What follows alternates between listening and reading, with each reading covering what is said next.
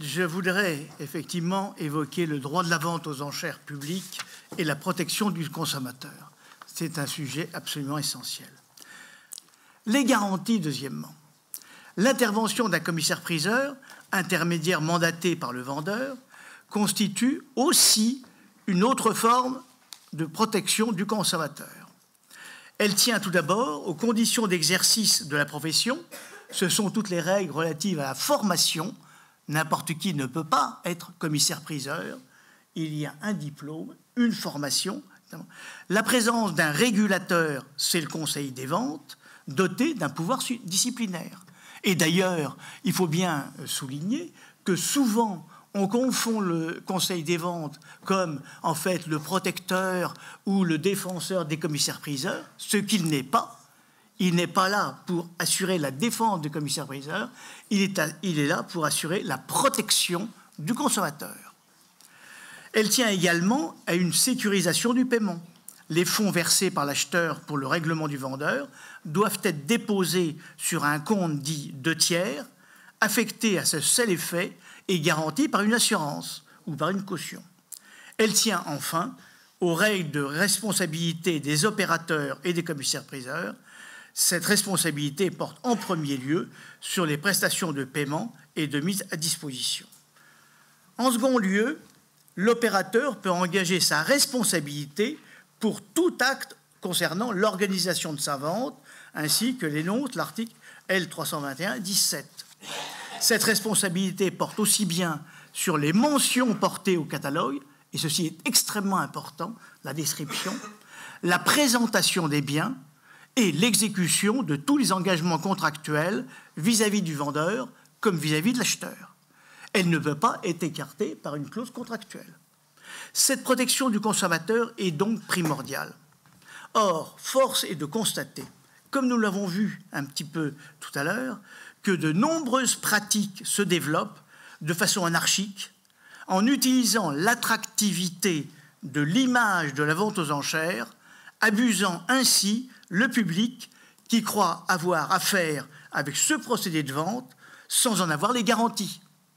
Ces risques de confusion entre tout ce qui est le courtage, en fait, ou les opérations d'intermédiaire simplement, et l'activité du commissaire-priseur sont devenus permanents et sont un préjudice considérable pour le public. C'est la raison pour laquelle il faut assurer par la loi la protection de la dénomination de vente aux enchères publiques pour que ce terme ne soit plus utilisé comme un attractif de la vente ou des procédés. Et il ne faut pas qu'elle soit utilisée par des opérateurs qui détournent en fait ce système de vente pour bénéficier simplement de l'image de la vente aux enchères. Donc deux propositions ici de modification de la loi qui sont en cours de discussion dans le cadre de la loi Hamon. D'abord, une proposition concernant la protection de la dénomination de vente aux enchères et deuxièmement, une proposition sur la distinction entre les ventes aux enchères par voie électronique, car c'est ça le domaine qui est absolument essentiel aujourd'hui, et de le distinguer du courtage, donc que nous verrons successivement. L'objet du présent amendement qui a été déposé n'est ni d'interdire, ni même de limiter ces pratiques commerciales, mais d'assurer la protection du consommateur en lui offrant une information claire sur la nature des services et sur les garanties qu'il peut bénéficier. C'est la raison pour laquelle il faut que la dénomination vente aux enchères publiques ici soit protégée. Deuxième amendement qui est aussi important, c'est la distinction entre la vente aux enchères par voie électronique et le courtage.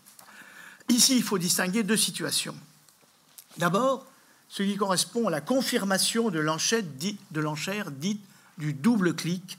Et ensuite, nous verrons le deuxième élément, c'est celui relatif au rôle du Conseil des ventes pour cette protection.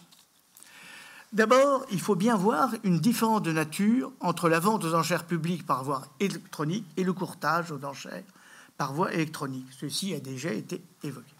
Or, la veille qui a été conduite par le Conseil des ventes a permis d'identifier des sites qui détournent les critères de distinction définis par le Code de commerce pour se prévaloir de la qualification de courtage à seule fin de s'affranchir de la réglementation. Il en va de même, notamment, de l'adjudication automatique qui est un des critères de qualification de la vente aux enchères publiques. Or, certains sites, dont le service dépasse la simple mise en relation d'un vendeur et d'un acheteur, le courtage, font en sorte que la vente ne soit pas formée de manière irrévocable à l'issue des enchères. Par exemple, en demandant à l'acquéreur de confirmer sa décision par ce qu'on appelle un double clic. Il a cliqué pour enchérir, il est le dernier enchérisseur, et puis on lui demande, 30 secondes après ou 1 minute après, double clic. Et à ce moment-là, il a confirmé. Et un arrêt de la Cour de cassation récent a dit cette technique, finalement, fait échapper la vente au statut des enchères publiques.